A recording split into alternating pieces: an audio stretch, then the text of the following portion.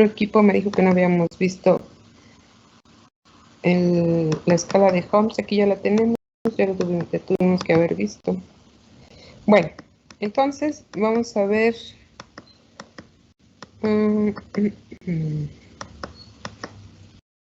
Aquí.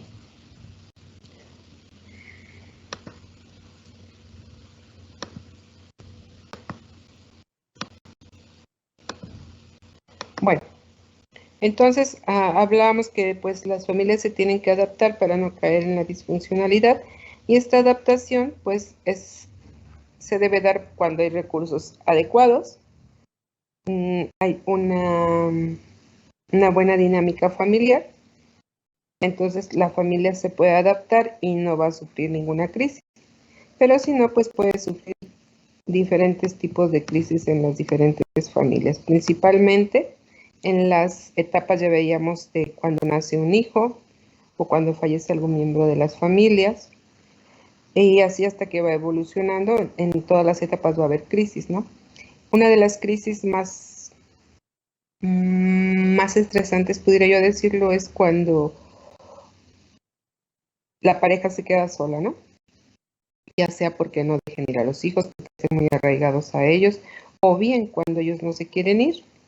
Esta etapa ya habíamos hablado que se le llama etapa de destete o del nido vacío, donde la pareja se va a reencontrar para volver a vivir su etapa a revivir su etapa de matrimonio, concluir todas las experiencias, junto con todas las experiencias, todas las acciones que no pudieron llevar a cabo, y cuando lleguen a la etapa de jubilación o vejez, estas ya se hayan cumplido. Aquí vamos a ver que la familia pues ya se va a estar reducida, como lo dijimos, a la pareja. Aquí ya se está jubilando o retirándose de su actividad laboral.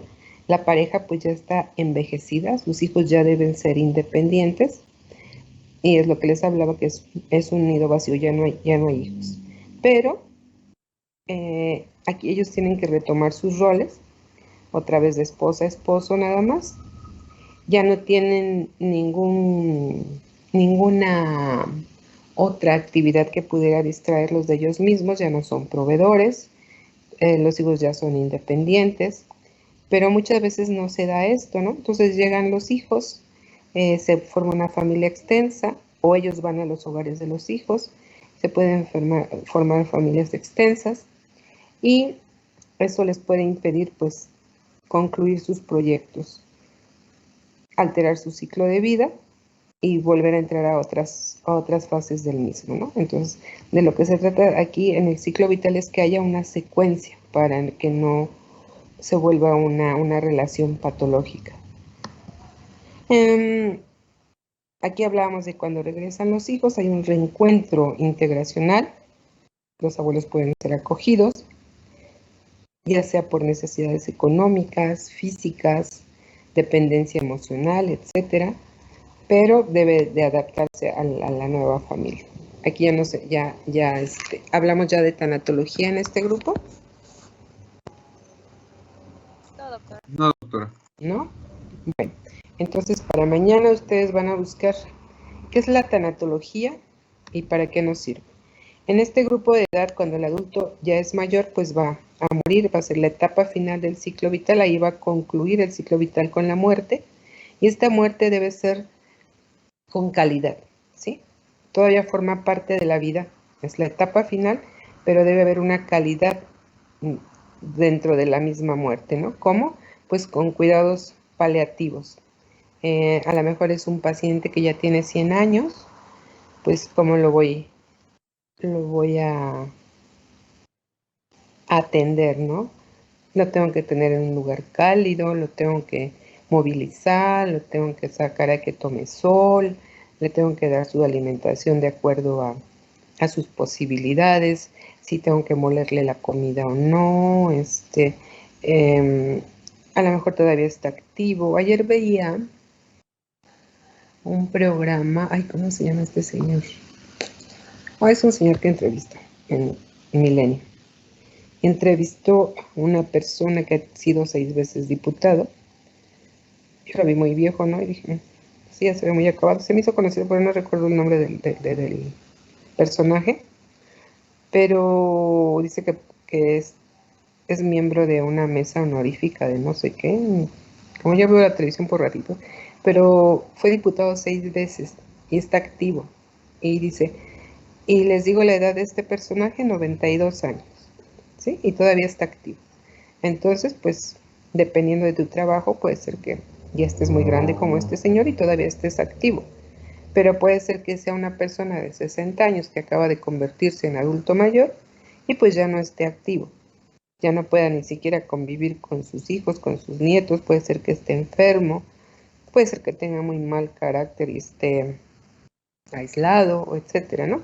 Entonces aquí de lo que se trata es que haya un reencuentro de manera, pues dijéramos, aislada cada quien en su casa, pero si no se puede, pues entonces un reencuentro generacional donde acojan de manera solitaria y afectiva a los abuelos, aunque muchas veces se da al revés, los abuelos son quienes acogen a la familia por falta de recursos económicos o por una dependencia emocional. Entonces, cuando se forman estas familias, pues hay que ver que no caigan en la patología, que no haya violencia hacia los adultos mayores, que no los tomen como sirvientes para que cuiden a los nietos, ¿no? Para que les hagan el aseo, etcétera, ¿no? Entonces, es para que convivan armónicamente y disfruten de las relaciones familiares. Ellos ya cumplieron con sus funciones, o puede ser que no, ¿verdad? De pareja, de padres, y ahora van a cumplir su rol de abuelos, ¿no? Y pues por lo tanto, pues tienen que tener, de acuerdo a la ley, tienen que tener una ayuda de parte de los hijos, no nada más por gusto, sino incluso la ley los ampara, ¿no? Entonces, todo esto tenemos que analizar. ¿Qué edad tiene mi paciente? ¿En qué etapa del ciclo vital está? ¿Cuál es su modo de vida? ¿Cuál es su estructura familiar en base a su tipología, funcionalidad, etcétera? Y de acuerdo a eso, pues hacer un diagnóstico, ¿no? Aquí si nosotros hiciéramos todo esto, pudiéramos identificar muchas patologías que no se identifican. Una de ellas es la violencia, las enfermedades psicosomáticas, violencia de género, violencia hacia los grupos vulnerables como personas minusválidas, adultos mayores o incluso los niños, ¿no? Entonces, por eso es muy, muy importante. Si no hay una adaptación como tal, no tienen los recursos adecuados, tanto intra como extrafamiliares, pues esta familia va a tener un desequilibrio patológico y por lo tanto va a ser una familia disfuncional. Aquí si la familia, ¿cómo vamos a medir que la familia es disfuncional? Pues vamos a aplicarle una escala de Holmes, donde desde 1975 se viene aplicando. Tiene 43 preguntas de acontecimientos asociados con diferentes grados de alteraciones de estrés durante la vida personal de una persona, que la vamos a medir en un lapso de un año. Cómo estos cambios que ha presentado le han servido para adaptarse o bien todo lo contrario, ¿no? Entonces, al aplicar esta escala, esta se le va a dar al paciente y la puede leer o se la podemos leer nosotros, no hay ningún problema. Le vamos a pedir que marque con una cruz alguna experiencia que haya vivido durante el lapso del último año. Al final lo que vamos a hacer es sumar la puntuación y ver si tiene algún riesgo. De acuerdo a la evaluación, de 1 a 149, no tiene problemas de gran importancia, pero yo diría que sí.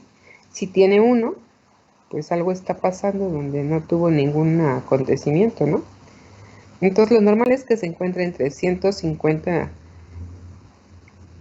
o menor a pero no en 1, ¿sí? Cuando hay un puntaje de 150 a 199, nos habla de que puede existir algún riesgo, que puede haber una crisis.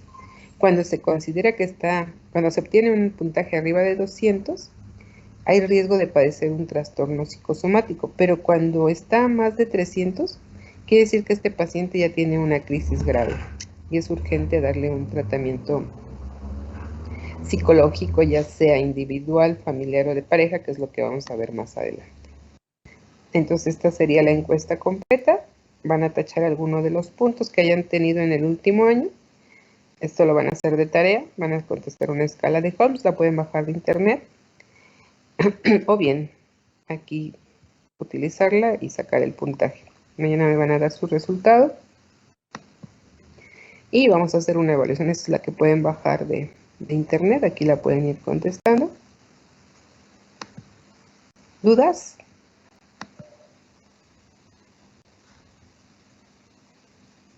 ¿No? No, doctora. Bueno, entonces van a bajar la encuesta y la van a contestar. Respecto a la fase de final del ciclo vital, pues ya veíamos, ¿no?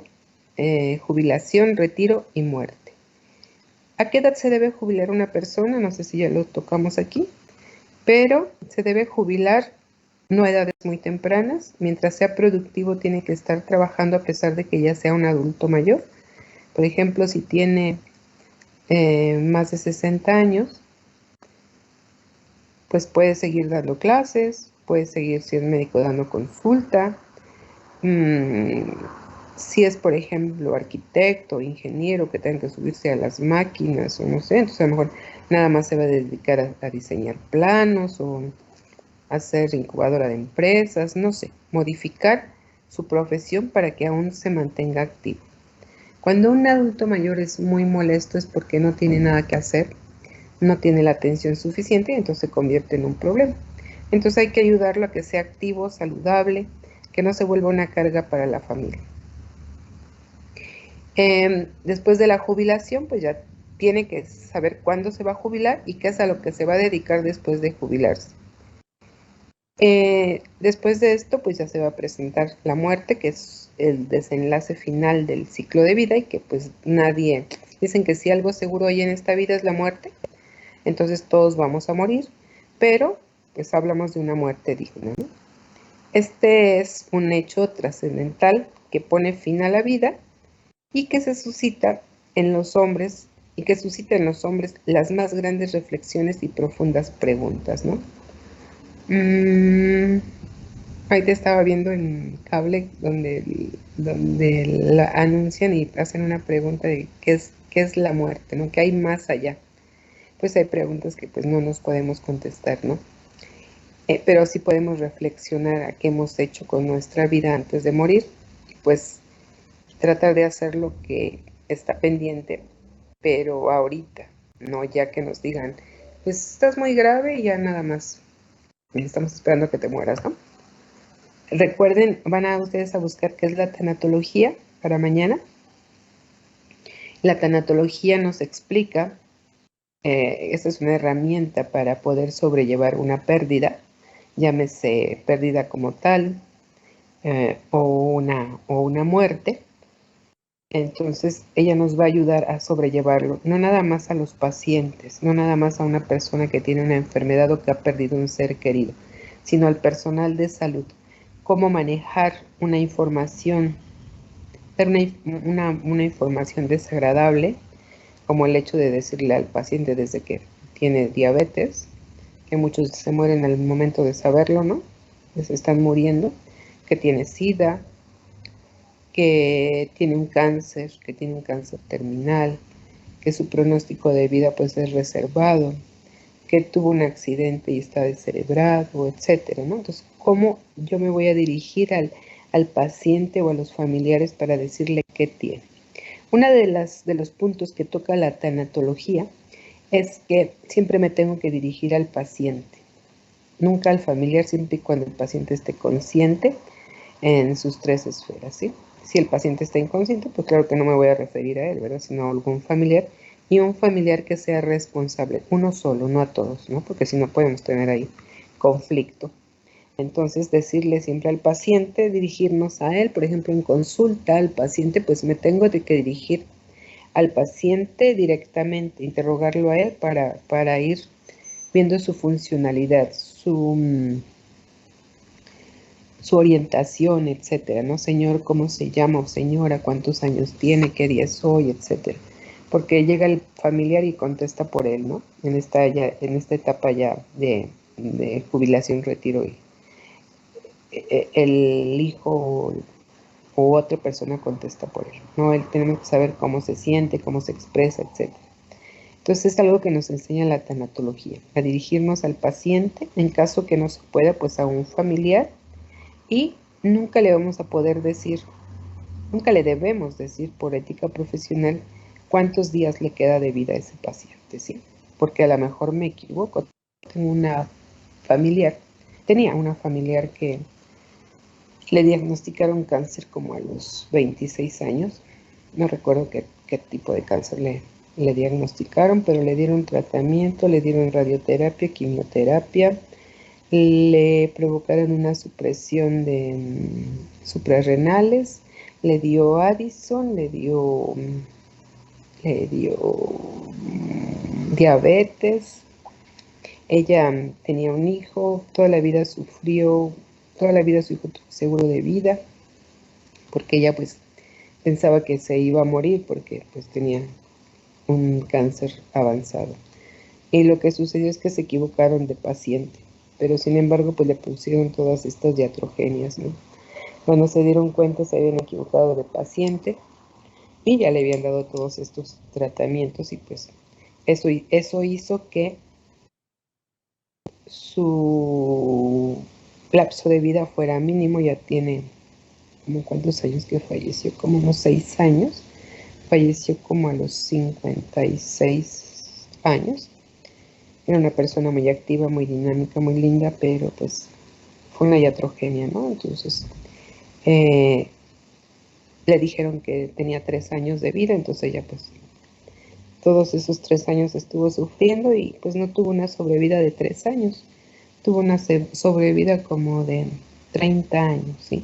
Entonces ahí fue un error médico, pero que pues puede afectar la vida del paciente, ¿no? Entonces ahí tengo que yo ayudarla a sobrellevar un duelo. Ustedes van a revisar qué es la tanatología. El proceso del duelo tiene diferentes fases por las que va a atravesar el paciente. En esta etapa pues ustedes van a estar viendo muchos adultos mayores. Anteriormente el paciente pues tenía una esperanza de vida de 75 años, el cual se ha ido modificando. Ya vimos la escala. Al 1950 creo que la esperanza de vida era de 40 años.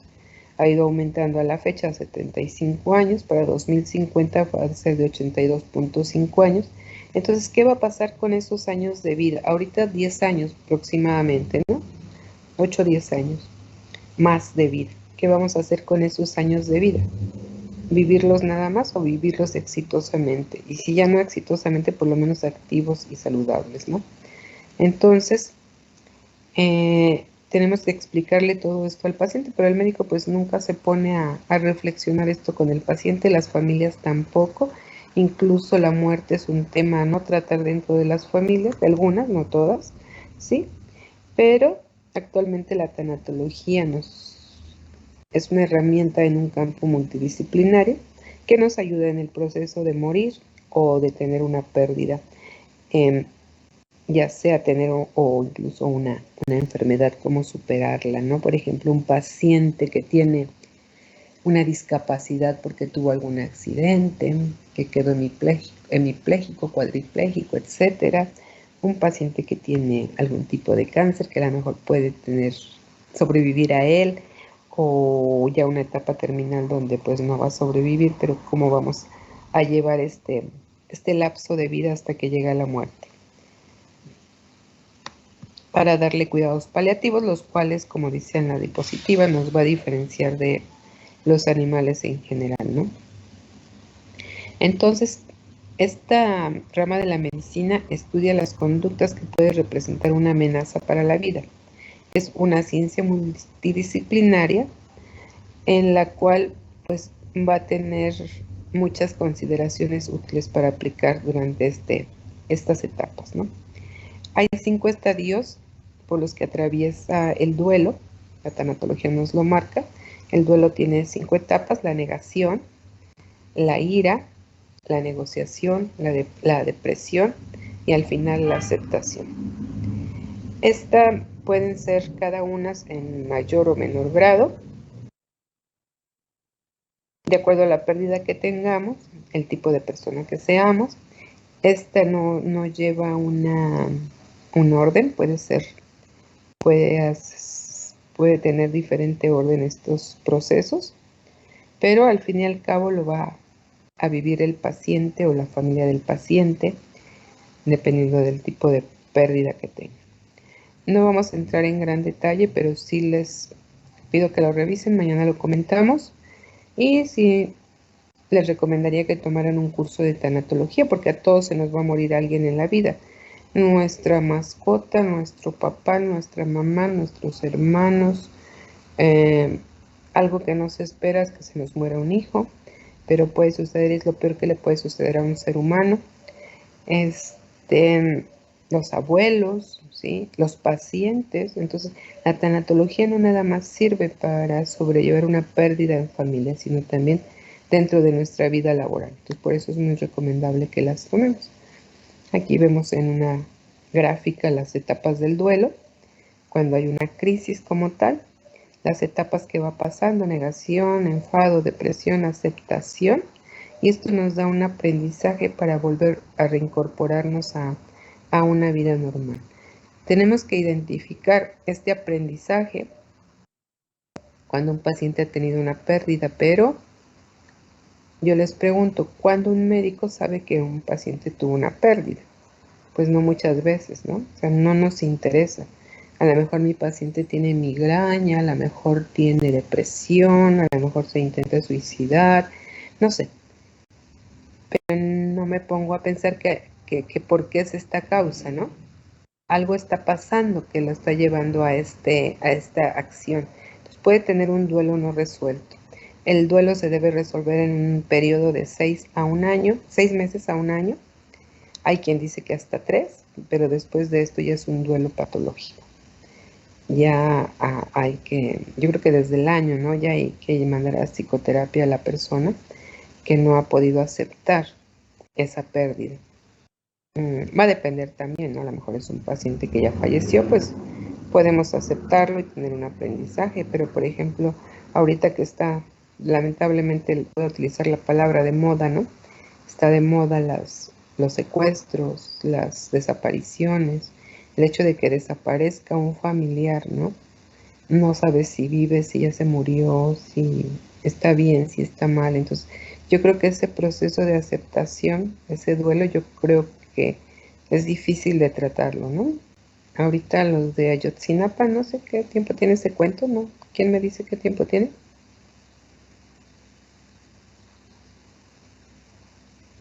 ¿Nadie?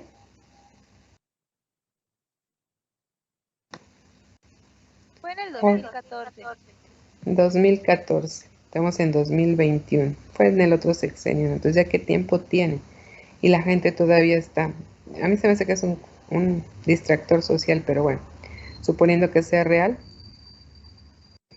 la gente todavía sufre por sus familiares, ¿no? Entonces están desaparecidos, no están muertos. Entonces aquí el tipo de crisis es diferente.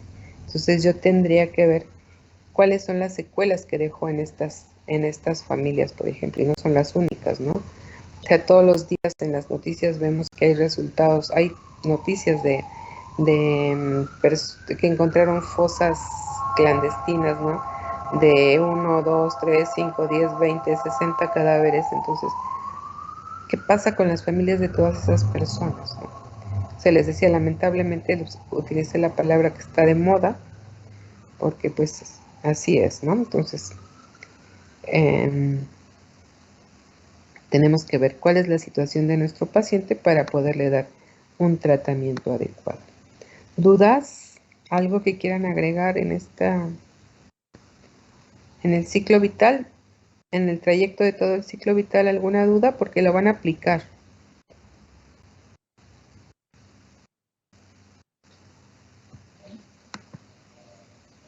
¿No? Doctor. ¿Seguros? Bueno, mañana vamos a hacer un examen de todo esto que han aprendido hasta acá. Y vamos ahorita a ver las herramientas. Ya vimos la de Holmes.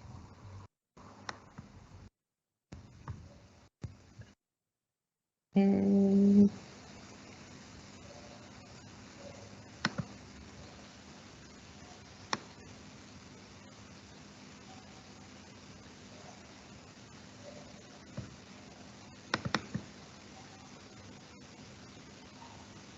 Vamos a ver Apgar familiar. Para mañana les dejo investigar. Van a contestar una escala de Holmes y un Apgar familiar.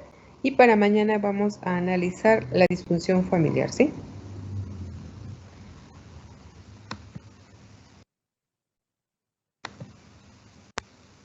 Bueno, entonces mañana suben a su portafolio de evidencias un cuestionario de Apgar y un cuestionario de Holmes. 2 de cada uno para que practiquen, ¿sí? Vamos a ver qué es el Apgar familiar. Pues como su nombre lo dice, Apgar es una evaluación parecida al Apgar del recién nacido. Tiene el mismo número de preguntas, nada más que el Apgar en niños va a evaluar a los recién nacidos y aquí vamos a evaluar a la familia. ¿Por qué vamos a hacer esta evaluación? Porque tenemos que identificar la importancia en el cuidado primario de la salud en las familias. Hablábamos ya de la familia como un sistema que juega un papel importante, no solo en el proceso generador de enfermedad, sino también en la rehabilitación de esta. Y para que se rehabilite una persona que ha sufrido alguna patología, algún suceso importante, pues tenemos que hacernos partícipes de la rehabilitación en una u otra manera para que esta familia pueda cumplir sus funciones básicas en medida de lo posible. El Apgar familiar nos va a servir como instrumento para que podamos percibir a cada uno de los miembros de la familia en su funcionamiento, pero no nada más como individuos, sino de una manera global. No sé si a ustedes les puse el ejemplo de la espiral, donde el puntito es un paciente, le vamos dando la vuelta a la espiral, y es su medio ambiente donde se desarrolla en la familia y posteriormente en la comunidad, ¿no? Entonces no debemos de perder al paciente desde el punto de vista como individuo, pero de manera integral. Las preguntas con que vamos a valorar al paciente en este instrumento, pues son 5. Vamos a evaluar su adaptación, la participación en común, su crecimiento o gradiente de recursos, su afecto y la resolución. Esta es una técnica rápida que se utiliza desde 1986 y este es un instrumento que lo deben utilizar todos los médicos generales, médicos familiares para identificar problemas familiares y por lo tanto pues es una herramienta que se debe utilizar diariamente. Con esto vamos a conocer la situación familiar de las familias y cómo se originaron los conflictos en el caso de que los haya y cuáles son las soluciones a las que les vamos a recomendar, ¿no? Entonces, refiriéndonos a los 5 componentes del Apgar familiar, vamos a evaluar la adaptación, que es la capacidad de utilizar los recursos, o más bien de cómo la familia utiliza los recursos, tanto intra como extrafamiliares, para poder solucionar los problemas de estrés familiar o periodos de crisis. Ahorita estamos, por ejemplo, viviendo una situación de crisis, que quien no lo vea como tal, pues quiere decir que no está tan bien, ¿no? O estrés familiar. De una u otra manera, pues nos estresamos, ya sea en una mínima cantidad o muy grande, ¿no? Pero de alguna u otra manera estamos viviendo esta crisis. Entonces vamos a ver cómo lo vamos a afrontar, ¿no? La participación. Aquí va a implicar que cada uno de los miembros de la familia va a tomar decisiones y responsabilidades, pero deben estar relacionadas para mantener la integración familiar.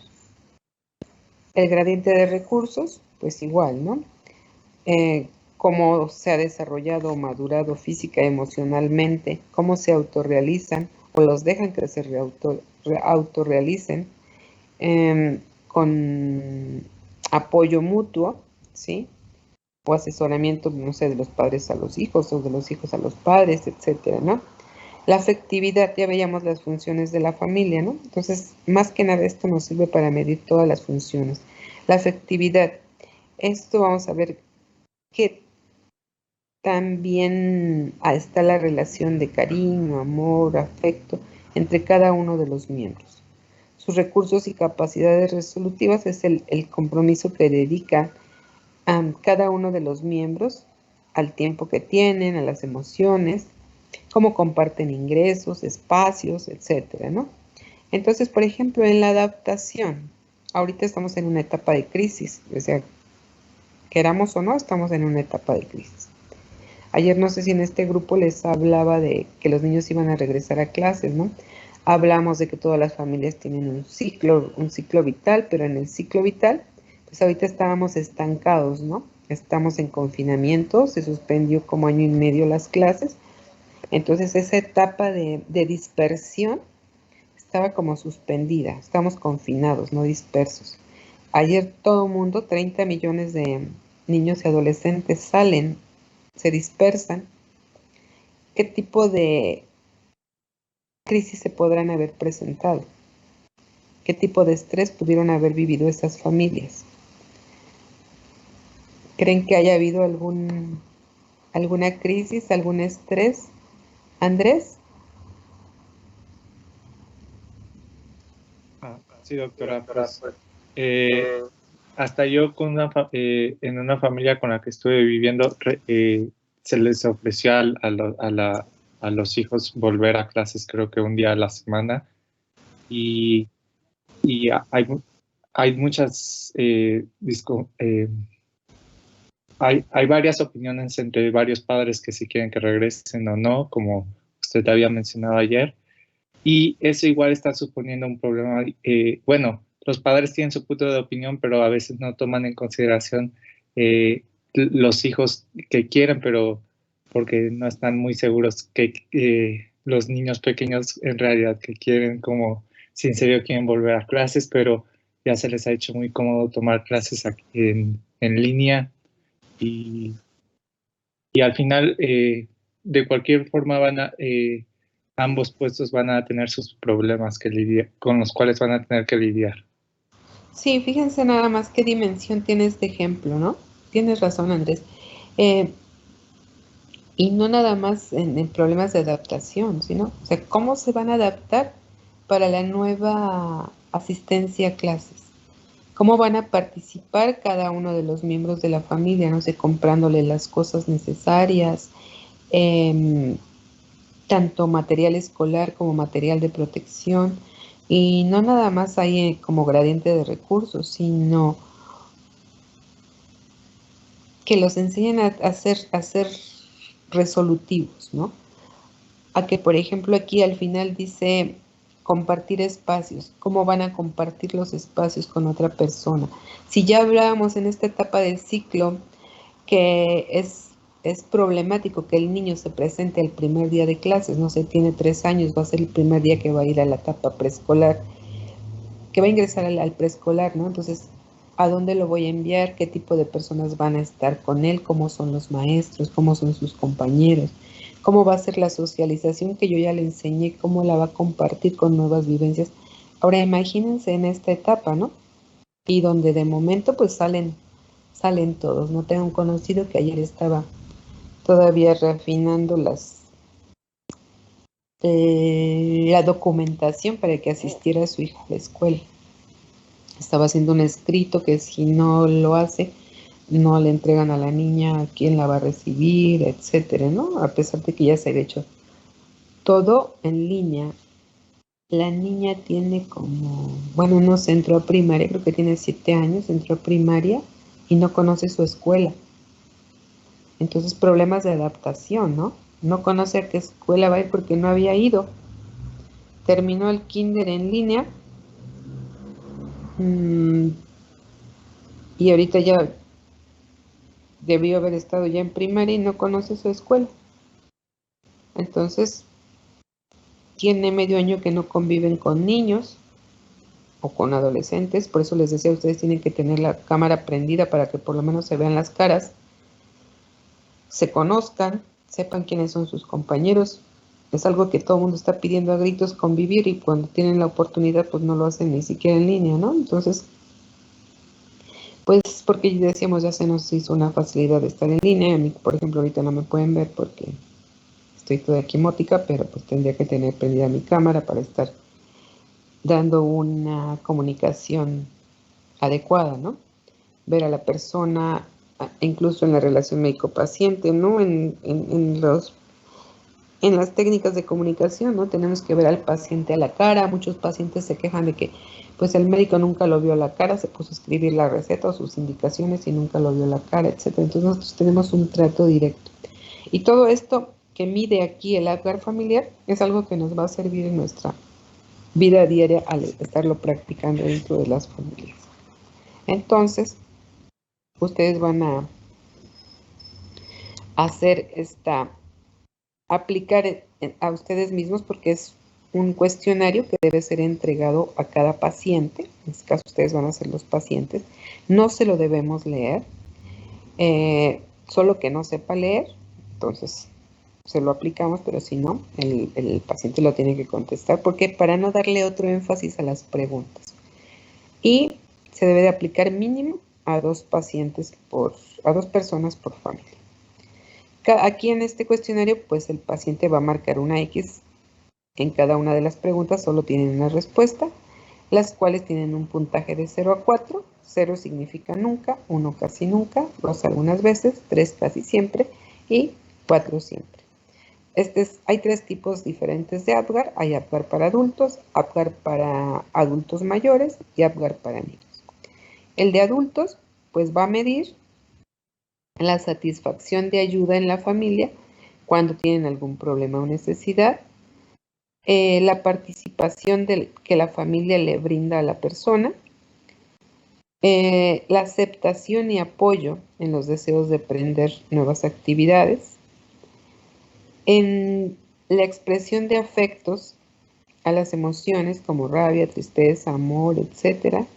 Y la satisfacción de cómo comparten en la familia el tiempo para estar juntos, ya sea en los espacios, en la casa, en el dinero, en todas las actividades que se realizan en casa.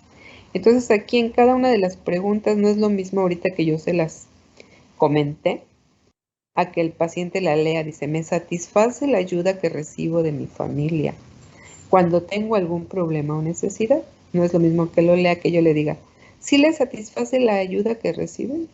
Pues ya le dije que sí, entonces lo estoy condicionando. O no le satisface, entonces él tiene que leerlo y le va a contestar solo una respuesta por pregunta y al final la va a sumar. Aquí tiene el puntaje. Vamos a decir que lo contestó en diagonal, ¿no? Aquí 0, 1, 2, 3 y 4. Entonces nos da un puntaje de 10, ¿no? En ese caso. Entonces, aquí vamos a ver nuestro resultado. Pero para adultos mayores le vamos a agregar 2 ítems, ¿sí? ¿Por qué? Porque el normal sería para adultos hasta donde tienen los 3 números 1, 2, 3, el tiempo de estar juntos, los espacios en casa, todas las recreaciones, ¿no? Que hasta aquí nos quedamos en el otro. Al de adulto mayor le vamos a agregar, ¿usted tiene un amigo cercano a quien pueda buscar cuando necesita ayuda? La otra es, ¿estoy satisfecho con el soporte que recibo de mis amigos? ¿Por qué? Porque aquí en esta etapa el adulto mayor muchas veces es menospreciado por su familia, es aislado, no le ponen atención, entonces o por tiempo simplemente, a lo mejor la familia nunca está y él se va a una casa de día, ahí hace amigos, entonces puede encontrar a este tipo de amigos, ¿no? Entonces por eso aquí se agrega. Y el puntaje, aquí va a aumentar 4 puntos, ¿sí? 8 puntos, perdón. Va a ser lo normal es que sea de 20 en el adulto mayor puede ser hasta de 28, pero aquí vamos a ver de 18 a 20, pues tiene una buena función familiar. De 17 a 14, una disfunción leve, y de 13 a 10, una disfunción moderada.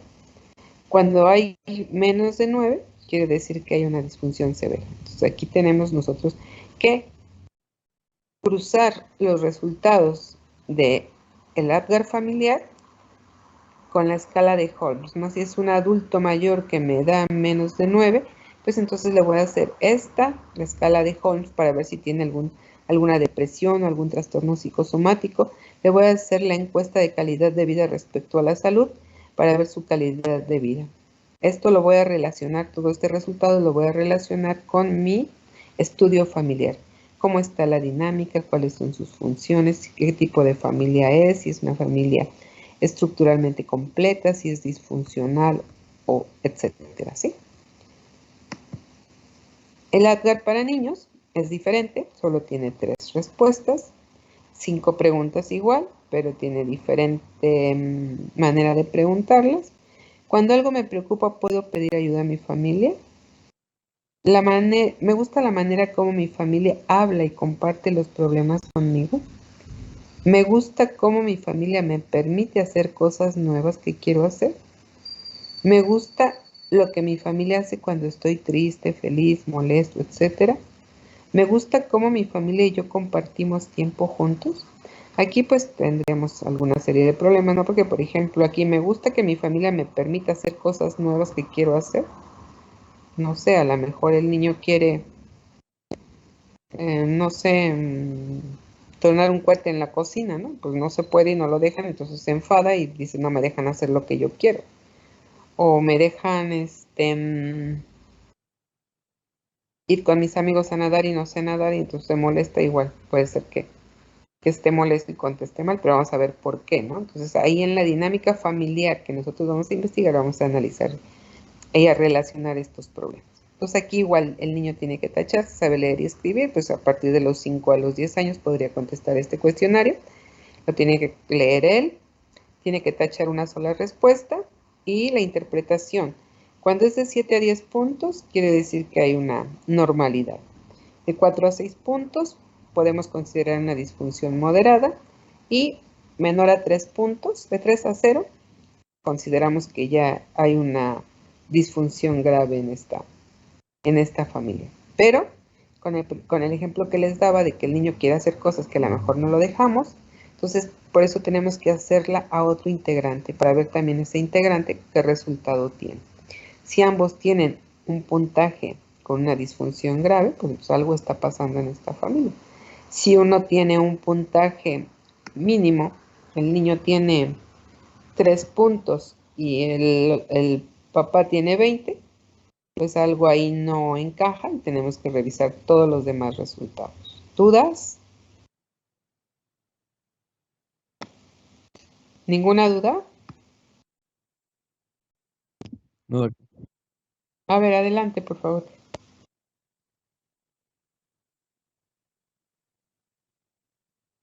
Al final de nuestra guía de estudio familiar. No importa, la podemos aplicar antes, pero de preferencia al final, ¿no? Y ya podemos nosotros hacer una sumatoria, sacar un promedio de todos nuestros resultados. No vamos a evaluar numéricamente el estudio familiar, pero sí vamos a tener un resultado positivo o negativo que podemos relacionarlo, ¿no? Si mi familia es una familia estructuralmente completa, es una familia funcional donde hay jerarquía, se respetan, hay normas, se respetan hay límites, las crisis normativas o paranormativas son superadas, pero aquí a lo mejor alguien me dice que tiene 0, pues a lo mejor es porque está pasando en un momento de crisis por cambio de etapa o porque es un niño que a lo mejor está muy consentido, etcétera. Entonces ahí hay que sacar una conclusión, pero una vez que hayamos aplicado todas las herramientas. ¿Alguna otra duda? Doctora, en el caso de adolescentes, ¿se aplicaría el de niño o el de adulto? Pues el grupo de adolescentes ya empieza a partir de los 10 años, como vimos en las cartillas, ¿no? Entonces yo creo que un niño de 10 años pues ya le podemos aplicar, porque ya comprende de otra manera la pregunta, ¿no? Además, si vemos que es un niño muy infantil, pues a lo mejor le podríamos aplicar. Tiene 12 años, pero todavía le podemos aplicar el niño, pero de preferencia a partir de los 10 años ya le podemos aplicar el de adultos. Gracias, doctora.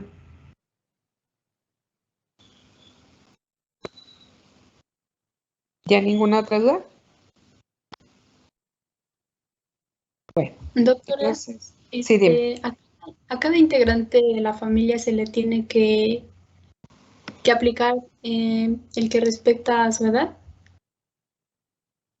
Ya les había dicho que mínimo, o sea, deberíamos aplicar a todos.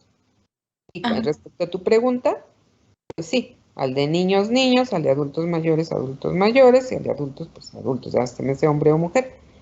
Pero mínimo tenemos que aplicar 2, por la problemática de que pues el paciente asiste a consulta y pues generalmente nada más lleva un acompañante, no va toda la familia. Ahorita con el confinamiento pues generalmente nada más está yendo uno, pero ustedes lo van a hacer en línea. Entonces preguntar por su familia, además se lo van a hacer a un conocido, ¿sí? Si les pido que en el estudio de guía de estudio familiar, en el estudio familiar, perdón, pongan, acuérdense que tenemos que proteger la confidencialidad de nuestros pacientes. En este caso, muchos de ustedes van a aparecer como pacientes, entonces, pues nada más poner las iniciales del paciente, a lo mejor cambiarle el nombre del paciente para que no me entere yo de la vida de Alondra o de Diana o la hagamos pública, ¿sí? Entonces cambiamos el nombre, no sabemos de quién es confidencial, le ponemos nada más familia Ortega Sánchez, OS, ¿sí? Mi familia es Briones Ortega, entonces B o familia Veo. Domicilio conocido. Para que se ubiquen, pues ponerle zona, por ejemplo, yo vivo en el centro de la ciudad, ¿no? Entonces, zona centro. O hay quien, me llegó una paciente y me dijo, Lomas de Angelópolis, zona azul. Pero le pone zona azul, doctora. Bueno, sí, le ponemos zona azul, ¿no? Entonces, ya ahí tengo un referente, no es lo mismo que viva en Lomas que en la Loma, ¿sí? Hay mucha diferencia. La Loma está por la Capu, ¿sí? Por el Mercado Hidalgo. Y Lomas de Angelópolis, pues está aquí por la vista, ¿no? Entonces hay una gran diferencia y ya me voy ubicando. O que vivo en Amozoc, vivo en una zona rural o en una zona urbana, ¿sí? Entonces eso ya me va dando ahí pautas para saber, a lo mejor la persona es campesina, pero hay campesinos que son jornaleros, hay campesinos que son dueños de un rancho, ¿no? Agricultores, etc. Entonces es lo que debo de definir, ¿no? Si es campesino, pero ¿por qué? A lo mejor es un ingeniero agrónomo, ¿sí? Pero es campesino también, entonces ahí tengo yo que hacer la diferenciación para ver el tipo de familia, los estilos de vida, su pronóstico, sus factores de riesgo, etc. Bueno, entonces no hemos visto el familiograma. ¿Ya lo vimos? ¿Dudas? Entonces ya terminamos con todas las herramientas. Ya nada más tendrían ustedes que bajar, si tienen un adulto mayor, la escala de vida respecto a la salud es la SF12, que es la cortada. Revísenla, bájenla de internet, revísenla a ver si tienen alguna duda por si les toca algún adulto mayor. Y si no, pues esas serían todas las herramientas, ¿sí? Si tienen dudas, revisen hoy todo, para mañana aclaramos dudas. Para mañana van a entregar 2 Apgar familiar, dos cuestionarios de Holmes. Si ya vimos genograma, un genograma que ya deben irlo agregando a su carpeta de evidencia, ¿sí? ¿Para qué? Para que vayan manejándolo. Al momento que ustedes hagan su estudio familiar, ya no van a poder sacar apuntes ni nada. Que van a hacer trampa, ¿verdad? Ya los conozco. Van todavía a apoyarse en algo, pero es molesto que te hagan un interrogatorio de la historia clínica y te estén, ay, déjeme ver a ver qué es esto, ¿no? No, entonces hacen sus guías, sus estudios familiares y una vez que estén terminados las revisamos aquí, a manera de examen, ¿sí? Dudas, mañana las aclaramos. Ahorita no tuvieron ninguna, entonces mañana terminamos ya prácticamente esto. Y revisan disfunción familiar. Causas de disfunción familiar, que es el tema que vamos a ver mañana. Bueno, pues entonces nos vemos, que tengan buen día. Hasta luego. Hasta luego, doctora. Hasta luego, doctora.